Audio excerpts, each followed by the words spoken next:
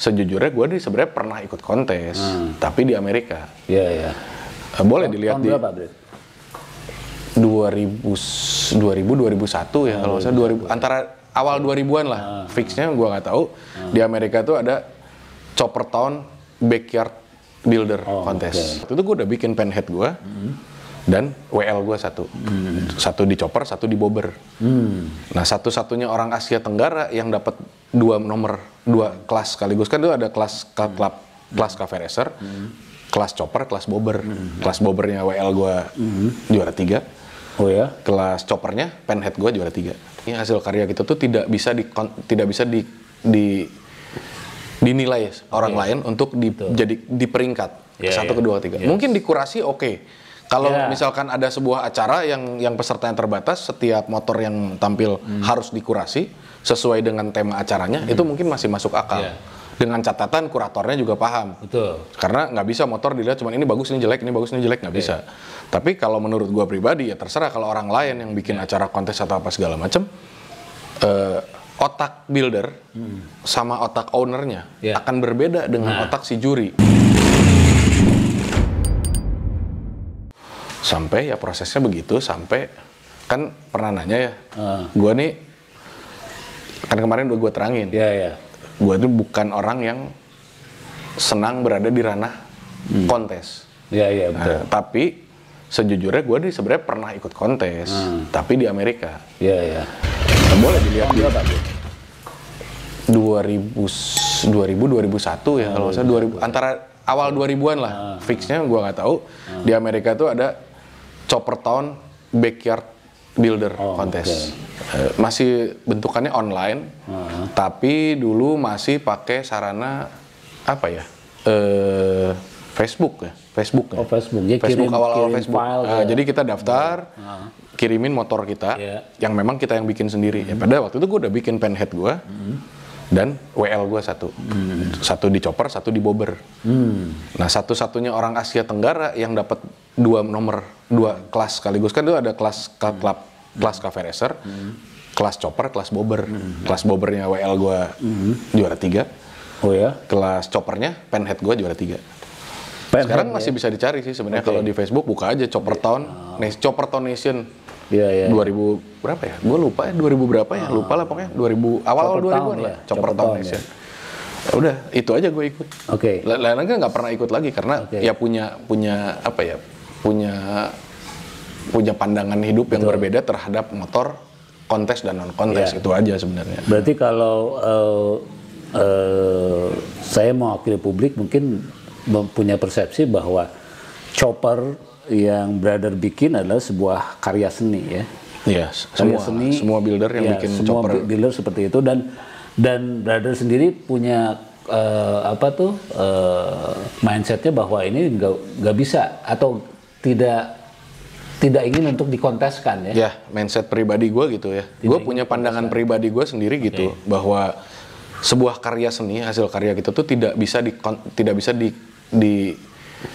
dinilai orang lain untuk jadi di peringkat satu, kedua, ketiga. Mungkin dikurasi oke.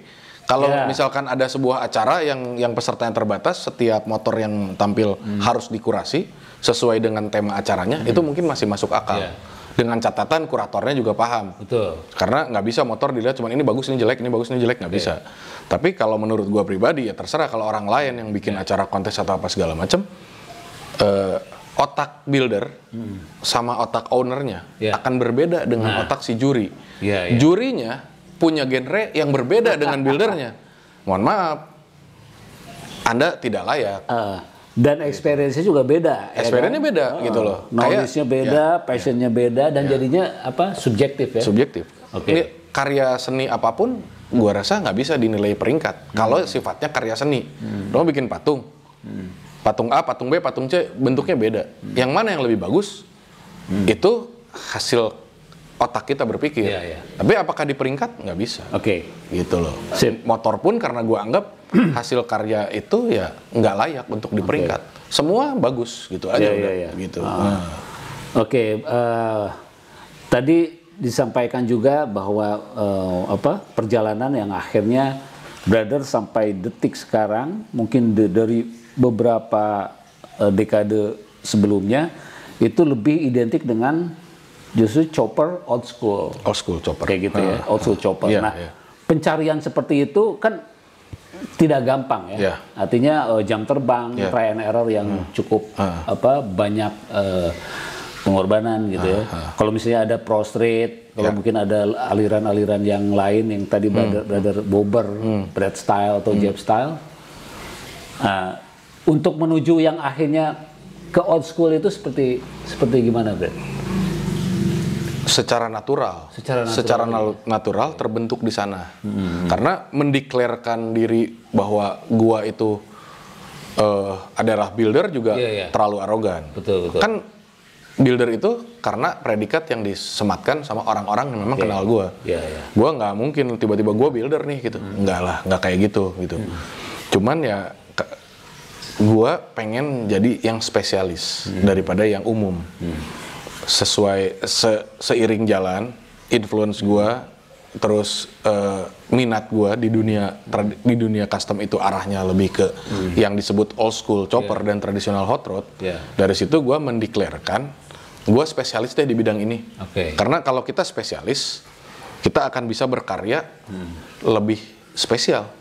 Kalau kita cuman sekedar tahu kulitnya aja berkarya, hasil karya kita tuh tidak punya passion, tidak punya auranya tidak kuat. Benar. Auranya tidak kuat. DNA-nya udah jelas nih, ya kan? Gitu. Jadi seorang Rudy Sujono identik dengan old school dan traditional hot rod ya. Ada dulu ya. Kalau sekarang mungkin orang datang ke Flying Piston tuh udah tahu bahwa si Flying Piston itu kalau bikin motor genrenya di old school.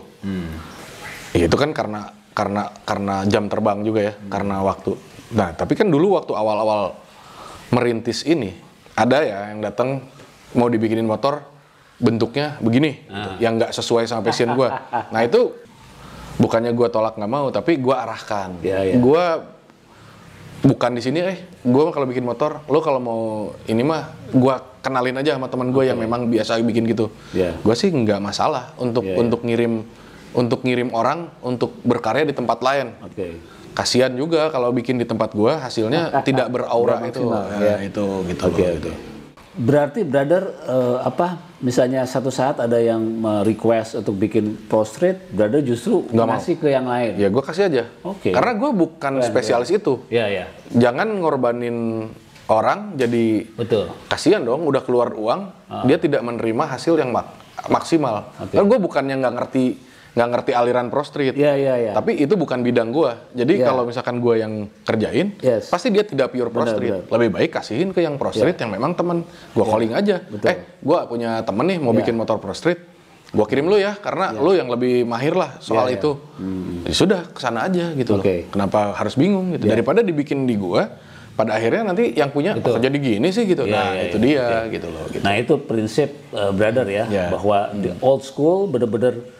Kalau saya melihat gini, brother and sister, ketika melihat motor karya seorang Rudy itu pasti identik banget gitu. Jadi, nah ini proses yang akhirnya publik juga melihat bahwa brother ini lebih spesialis di old school, ya kan?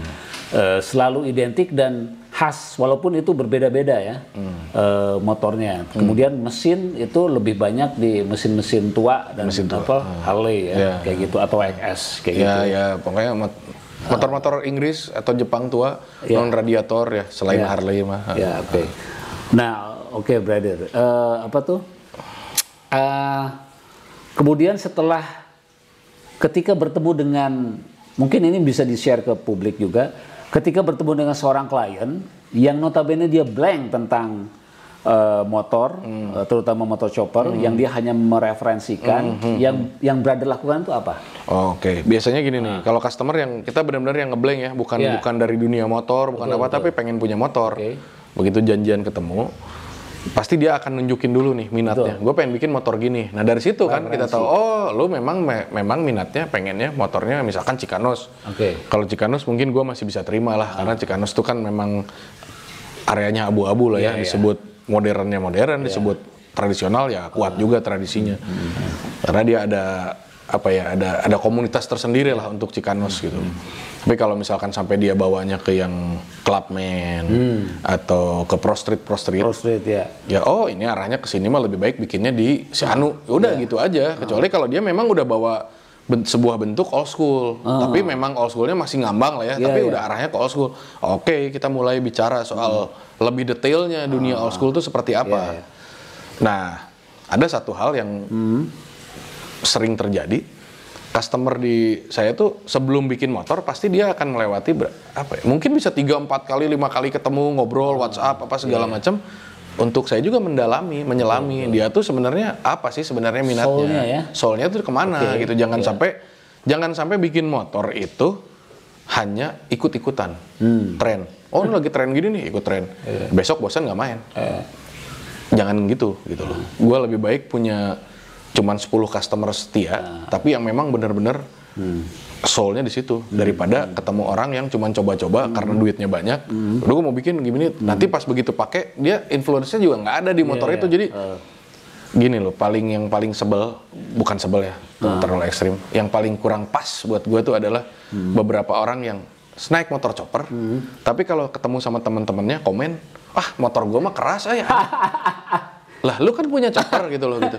Jadi seperti seolah-olah gini, lu punya istri, tapi lu omongin ke teman-teman, istri gua mah anjing cerewet pisan gitu. Ya lu ngapain kawin sama dia gitu? Bahwa motor rigid itu keras, itu memang secara natural begitu. Bahwa ada orang yang ngomong, wah mana yang mau naik motor rigid mangke mandul. Ente anjir, baturan orang naik rigid anaknya genep aja. Nggak gitu juga gitu. Lu kalau mandul mah ya mohon maaf nih gitu. Mungkin memang takdirnya nggak punya anak, jangan nyalahin motornya gitu.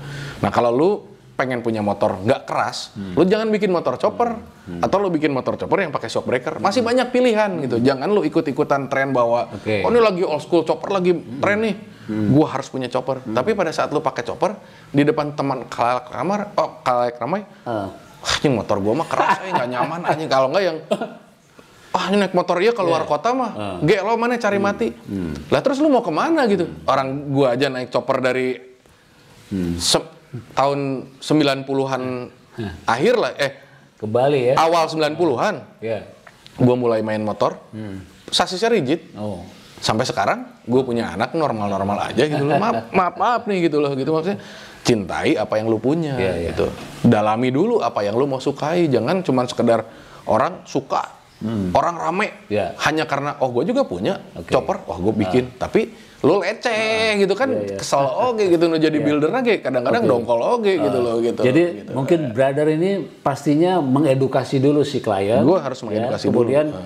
Secara fisionominya seperti apa, ya kan, diukur segala macamnya, dan secara soulnya juga brother ngasih sesuatu di motor itu, biar mewakili karakter si. Duit kita memang butuh, semua orang butuh duit. Kalau enggak, dari mana anak istri kita bisa hidup sejahtera? Tapi ya duit itu juga nggak yang utama lah. Kalau misalkan lu nggak punya nggak punya kepuasan dalam berkarya, forget it lah semua itu. Duit kan bisa dapat dari mana-mana juga gitu loh gitu. Karena kita kerja di bidang seni, ya kan? Beda kalau kita kerja di bank, jadi banker, atau kita main saham, kita jadi broker di saham, ya kita mengikuti pasar. Tapi kalau kita bergerak di dunia seni, kan itu jadi ada hal penting lain di luar uang, walaupun uang itu penting gitu loh gitu. Jadi gini Brad, mungkin kebayang nggak brother sister, kalau seorang Rudy ini ada satu kebahagiaan puncaknya, yaitu adalah mendapatkan kepuasan dengan memberikan karya yang terbaik kepada klien. Yang kedua adalah dapat duitnya kan, udah pasti. Ya itu udah pasti lah, itu udah pasti. Kan kita berkarya secara profesional mencari uang. Kalau enggak ya gue punya kafe, punya apa, gue bikin motor milik sendiri gitu. Ini kan karena gue terima tanggung jawab untuk bikin karya gitu loh. Nah dan itu harus terbaik gitu. Betul. Dan yang terpenting adalah bahwa mahakarya brother ini, chopper ini menjadi sebuah mahakarya, dan yang penting adalah dia berseni dan fungsional ya. Dia harus representing yang punya, bukan representing buildernya. Kalau buildernya tadi kan, lu udah bilang bahwa hasil karya gua, lu yang menilai ya, bukan gua yang ngomong. Ada soul-nya. Ini yang bikin Flying Piston nih. Itu kan karena waktu, karena jam terbang gua berkarya. Seperti kayak pelukis, garis tangannya udah jelas lah. Ini Avandi, ini Basuki Abdullah, ini Sri Hadi atau apa dan sebagainya. Tanpa beliau-beliau itu pun harus mengakukan dirinya bahwa gue yang nulis, bukan gitu. Nah, di dunia chopper pun begitu. Betul. Tanpa kita harus ngaku-ngaku diri, ini gue yang bikin, nih gue yang bikin. Itu udah terpatri. Nah, tapi hasil karya menurut gue nih, nggak tahu kalau builder lain, dia harus representing yang punya. Yes, betul. Secara size dia harus pas sama yang punya. Jangan sampai yang punya itu seperti pakai motor pinjam punya temennya. Padahal motor dia itu satu. Jadi jangan diukur badan gua sebagai buildernya, diukurlah badan yang punya motor nantinya gitu loh. Jadi pada saat motor itu diparkir memang keren. Pada saat motor itu dipakai ownernya, terlihat ownernya pun looking good sama motornya gitu loh. Nah, dan yang pasti lagi adalah misalkan motor itu datang ke acara, yang gua harapkan adalah orang-orang tuh bilang, oh si A datang, tahu dari mana loh? Tuh motornya ada gitu loh. Nah itu gitu. Identik gitu. Ya. Identik gitu. Itulah di situ berhasil di situ kita. Itu kesuksesannya. Nah, yang paling menarik adalah mungkin di sini apa ya? Di dunia motor itu kan semua berdasarkan trust ya, membangun trust. Ya. Artinya bahkan mungkin brother punya klien yang, apakah brother punya klien yang justru kliennya berkali-kali membuat, tapi tidak bertemu. Iya, ada beberapa ada ya. Di Surabaya terutama ada satu klien saya. Sampai sekarang saya belum pernah ketemu muka. Iya. Tapi saya udah bikin beberapa motor lah buat dia gitu loh. Dan saya belum pernah ketemu muka sama dia gitu.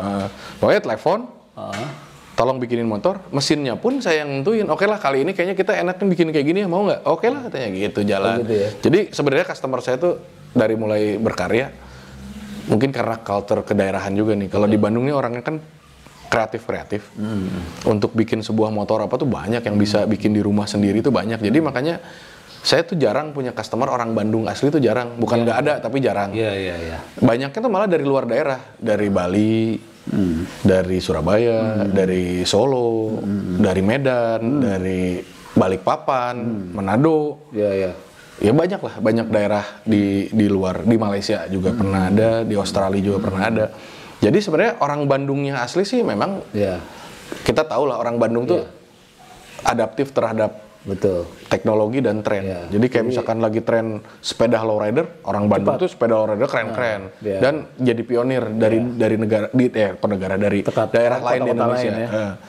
Chopper-chopper juga mungkin awalnya dari orang, ya mungkin tidak mengesampingkan daerah lain ya, tapi di Bandung tuh dimulai dari senior-senior kita yang lama, kayak mungkin orang HCB zaman lama, zaman almarhum Rahmat Hidayat, almarhum Papa Pai, senior-senior lama yang kebetulan sudah berpulang lah, atau mungkin pernah dengar Gito Rolis, Dedi Stansa. Wah anjir, main motornya kan itu gitu, wah anjir, dia lebih berandal dari kita-kita. Kalau sekarang kan lebih, generasi sekarang kan makin lebih tahu tata krama, lebih tahu etika, bukan berarti mereka dulu nggak sopan atau apa, beragajulannya tuh aslinya zaman itu Paul Crossboy zaman itu gitu loh. Nah itu, jadi orang Bandung tuh memang dianugerahi DNA modifikasi kayaknya gitu loh. Ya apapun, motor, mobil, BMX dulu, wah gegeloan dulu BMX gitu kan, dengan sarana yang ada. Sampai bujur bolong naon segala macam gitu. Terus kalau main motor, bahkan motor-motor kecil, balap liar zaman di Dago, ada anak Punreker, ada anak XTC yang dulu-dulu, bukan yang sekarang kan udah pada jadi ormas. Kalau yang dulu kan bener-bener gangster, gangster muda zaman dulu ya. Maksudnya gangster muda zaman dulu kan paling balap, berantemnya juga berantem ala lalaki, bukan sekarang cuk tiba-tiba oknum-oknumnya terus begal gitu. Dulu zaman kita kan nggak gitu loh. Jadi setiap klien itu apa, ada perjanjian batin ya, kayak ibaratnya seperti harus itu, saling trust dulu. Nah itu saling trust. Harus saling trust. Tapi dulu, yang tadi sampai 8 kali bikin itu dia apa maksudnya punya basic untuk referensi. Nih, gue pengen kayak seperti ini, atau misalnya brother yang selalu brainstorming sampai dapat. Awalnya pasti ada kesamaan persepsi terhadap arah modifikasi. Nah dari situ saya bikinin karya pertama, ternyata dia cocok. Karya pertama tuh mesin apa, Brad? Sportster Ironhead 1000. Masih lumayan. Terus berkembang. Nah, dan berkembang CB 750 cc 4 engine gue bikinin juga selama ranahnya masih old school. Ya kan gitu, masih genrenya masih old school, kita ikutin. Kalau pada saatnya suatu saat waktu itu dia pernah bilang mau bikin motornya yang pro street atau apa, pasti gue arahin juga ke tempat yang lain. Gitu loh. Mungkin kita coba untuk masuk dulu ke hot rod ya. Hot rod. Nah, brother, ketika tadi bicara ternyata eksperimentalnya hardtop, kemudian bertemu dengan beberapa teman yang lain yang sesama pecinta mobil tua kayak gitu ya. Nah, stepping stone-nya untuk dapetin soul hot rod itu seperti apa? Nah, ini jadi gini, waktu itu tuh sebenarnya juga berkaitan sama motor sebenarnya. Dunia motor di Bandung pada waktu saya main awal-awal tuh kan lebih ke kayak seolah-olah gini, misalkan lu punya Harley berarti lu kalau nggak anak tentara, lu tentara atau anak jeep. Meleset-meleset lu anak VW. Gitu loh gitu. Genetik lah ya, genetiknya tuh kesana gitu. Dulu di Bandung tuh begitu. Nah, cuman ya mungkin karena awal-awal itu yang tadi kembali ke gua mulai memodif motor dengan referensi-referensi buku kiriman dari kakak gua di Inggris, di London. Oh, ternyata anak-anak mudanya tuh malah pakai mobil-mobil tua. Yang jelas dulu juga nggak tahu sih ini mobil apa gitu. Cuman pas dilihat, oh mobil-mobil Amerika tua nih, oh Bel Air nih, apa. Nah, mulai dari situ tuh, mendingan gue cari Bel Air aja gitu loh. Nah, dan ya lumayan beruntung, pengen Bel Air dapat Bel Air gitu. Pengen, dulu juga harganya nggak bagus sih gitu loh. Maksudnya nggak kayak sekarang gitu. Dianggap sebagai barang rongsokan ya. Ya gitulah gitu. Terus pengen mobil-mobil pickup tua tuh dulu kan gampang juga carinya gitu. Ya dapatlah beberapa, mulailah membangun. Nah, kembali ke sana. Kenapa jadi arahnya ke tradisional hot rod? Ya mungkin berkaitan sama informasi awal, referensi awal yang gue dapat membuat influence gue ke sana gitu. Nah, berarti yang pertama tuh dapat Bel Air dan itu menjadi the first. Jadi gini, Bel Air itu gue tuh dulu kebetulan karena dapat Bel Air, punyalah kesempatan mengenal Pak Tony. Dua Tony ini, Tony Pedati almarhum yang di Jakarta, yang di Duren Sawit, salah satu legend mobil tua lah di Indonesia. Satu lagi builder mobil tua yang legend, Pak Tony yang di Pasir Kaliki, yang sekarang disebut Pascal Hot Rod itu. Gue belajar di sana. Pesan-pesan barang awal-awal juga dari beliau. Nah, arah tujuan modifnya memang udah nggak ke restore klasik lagi. Dulu tuh memang pesan velg racingnya, pesen apa, dulu belum musim yang namanya air suspension belum, cuman udah dalam otak gue tuh udah berpikir mobil tua ceper dengan mesin yang kencang ke sana. Mulai bikin tuh, akhirnya Bel Air-nya jadi tuh pakai velg belakang lebar, depannya tipis. Zaman itu kenalnya baru itu, baru alirannya tuh ya masuk ke tradisional hot rod, tapi masih yang alirannya tuh disebutnya apa ya, street and strip. Buat balap di jalan. Lama-lama tapi berkembang gue lebih suka yang velgnya standar, pakai dop velg kayak gini-gini. Ban white wall, terus ceper. Nah, barulah mulai mengenal tuh teknologi air suspension untuk mobil tua. Terus mulai lagi belajar, oh mesti dicop top nih. Kalau alirannya banyaknya dicop top, dibikin LED sled. Nah, mulailah sama lah seperti kayak motor jadinya. Belajarlah seperti itu, kembali ke yang tadi itu, karena gue punya prinsip jadilah spesialis. Belajarlah sampai ke detail-detailnya, jangan cuman kulitnya aja. Nah, mulailah gue belajar, yang akhirnya mempertemukan kita di mobil gue disewa sama sebuah produksi film nasional itu. Tahun berapa itu? 2008 ya? 2007-2008an itu udah Chevrolet itu. Itu Chevrolet yang ini ya? Chevrolet tahun 53. Chop top, two door, air sus. Nah, itu semua gitu loh. Pada saat itu tuh sebenarnya gue udah ada juga pick-upnya, cuman kan waktu itu yang disewa kan yang sedan itu. Sebenarnya pick-upnya tuh yang sekarang orang-orang sebut lele, gue ada F1 Mormon, gue ada. Terus ada juga mobil roadsternya, semua ada sih. Dulu sempat punya banyak juga bahan-bahan itu, tapi akhirnya kan habis untuk konsumen. Jadi dibeli proyeknya, dibikinin jadi, dibeli proyeknya dibikinin, sampai yang terakhir Oldsmobile Rocket 88 kan sekarang ada di drummernya SID Jering. Nah, oh itu. Ada. Iya. Itu yang karya terakhir. Itu sama siapa? Si Jering kan? Dibeli sama Jering. Ya, itu dibeli Jering. Sekarang ada di Bali. Nopolnya masih D itu. Iya, masih D. Nomor nopolnya masih D itu. Iya.